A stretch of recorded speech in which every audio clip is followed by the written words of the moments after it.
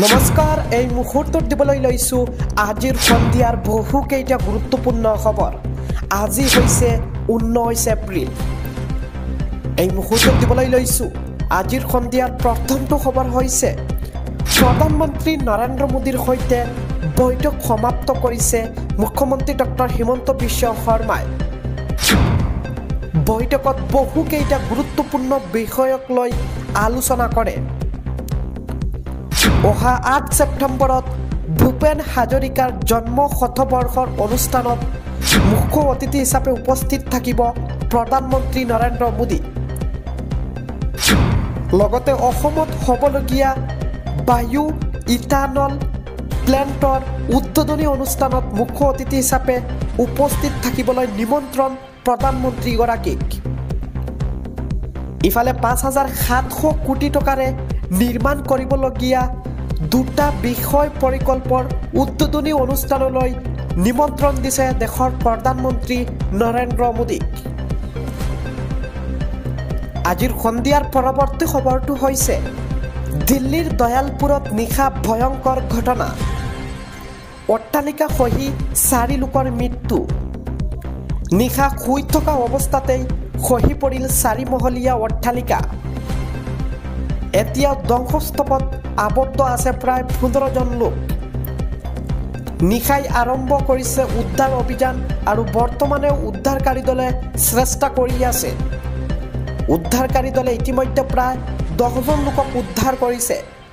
ঘটনাস্থলীত উপস্থিত হৈছে উচ্চপদস্থ বিষয়া। পৰৱৰ্তী খবৰটো হৈছে সাংসদ ৰকিবুল হুছেইনক আক্ৰমণ কৰা আন এক অভিযুক্তক ৰছিদুলক আটক। কলিয়াবৰ আৰক্ষীয়ে আটক কৰিলে ৰছিদুলক। বৰ্তমান আৰক্ষীয়ে অব্যাহত ৰাখিছে সোধপোছ। কিছুদিন আগতে ৰূপহীয়াত আৰক্ষীয়ে গ্ৰেপ্তাৰ কৰিছিল আন এক অভিযুক্ত। কাৱৈমাৰীৰ পৰা গ্ৰেপ্তাৰ কৰিছিল কাছেম আলীক। সম্পূৰ্ণ ঘটনাৰ ওপৰত আৰক্ষীয়ে অব্যাহত ৰাখিছে তদন্ত।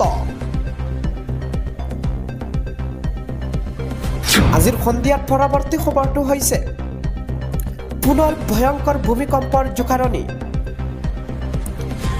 ৰিখটাৰ স্কেলত 5.9 প্ৰাবল্যৰ ভূমিকম্পৰ প্ৰচণ্ড জোকাৰণি।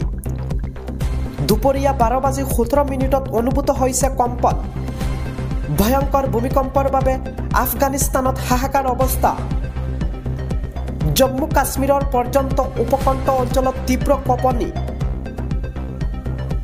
ভূগৰ্ভৰ পৰা 85 কিলোমিটাৰ গভীৰতাত ভূমিকম্পৰ অভিকেন্দ্ৰ।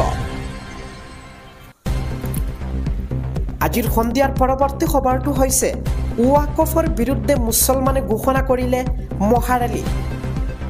মহাৰেলীৰে চৰকাৰৰ ভেটি কঁপাবলৈ সাজু হৈছে লাখ লাখ মুছলমান। কলকাতাৰ প্ৰতিষ্ঠিত ব্ৰিগেড পেৰেড গ্ৰাউণ্ডত একত্ৰিত হ'ব লাখ লাখ মুছলমান। অল ইণ্ডিয়া মুছলিম পাৰ্চনেল ল বৰ্ডৰ নেতৃত্বত শক্তি প্ৰদৰ্শন কৰিবলৈ লাখ লাখ মুছলমানে 26 এপ্ৰিলত কলকাতাৰ এই বৃহৎ ৰেলী ঘোষণা কৰিলে AIMPLBয়ে। 26 এপ্ৰিলৰ এই মহাৰেলীৰ সমৰ্থনত আছে ফুৰফুৰা শৰীয়তৰ পীৰজাদা।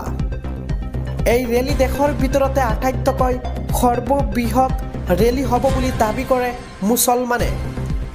লাখ লাখ মুছলমানৰ সৰ্ববৃহৎ ৰেলী ঘোষণা কৰিছে আৰু তাৰ পিছত চৰকাৰ চিন্তিত হৈ পৰিছে। সন্ধিয়াৰ পৰৱৰ্তী খবৰটো হৈছে প্ৰায় 500 যাত্ৰী কঢ়িওৱা জাহাজত ভয়ংকৰ ঘটনা। প্ৰচণ্ড বিস্ফোৰণৰ ফলত যাত্ৰীৰ মাজত লাগিছে হাহাকাৰ।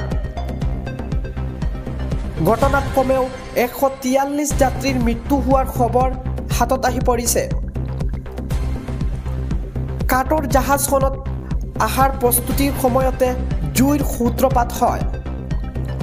জুই লগাৰ পিছতেই লুটি বাগৰ খাই পৰিল জাহাজখন। আমি পুনৰবাৰ জনাই আছোঁ, কাঠৰ জাহাজখনত আহাৰ প্ৰস্তুতৰ সময়তে জুইৰ সূত্ৰপাত আৰু জুই লগাৰ পিছতেই লুটি বাগৰ খাই পৰিল জাহাজখনত। আৰু ঘটনাস্থান হৈছে আফ্ৰিকান দেশৰ কংগোত সংঘটিত হৈছে এই শিহৰণকাৰী ঘটনা। সন্ধানহীন যাত্ৰীক বিচাৰি অব্যাহত কৰিছে বৰ্তমানে অভিযান।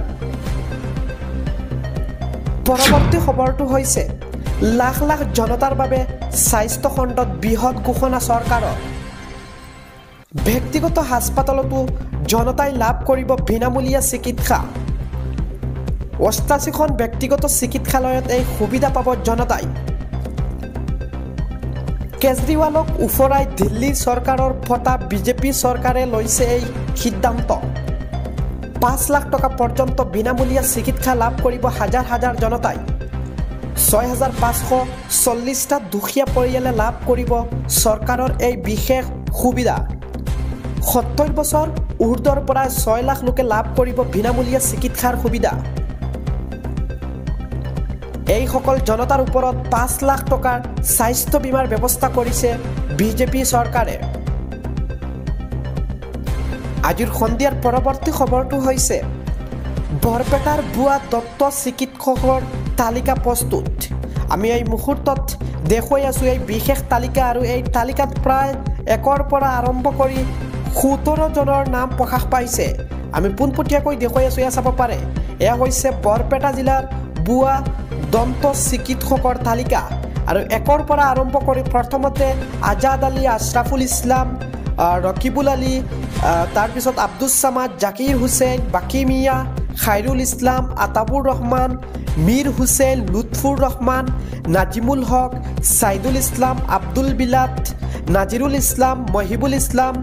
এইসকলক বৰপেটাৰ বিভিন্ন ঠাইৰ পৰা যেনে মন্দিয়া, পালহাজী, হাউলি বা জনিয়া, কয়াকুচি, বৰপেটা জিলাৰ বিভিন্ন স্থানৰ পৰা প্ৰায় ১ৰ পৰা আৰম্ভ কৰি ১৭ জন ভুৱা চিকিৎসকৰ তালিকা ইতিমধ্যে প্ৰকাশ কৰা হৈছে, আৰু ইতিমধ্যে এইসকলক জাননী প্ৰেৰণ কৰা হৈছে।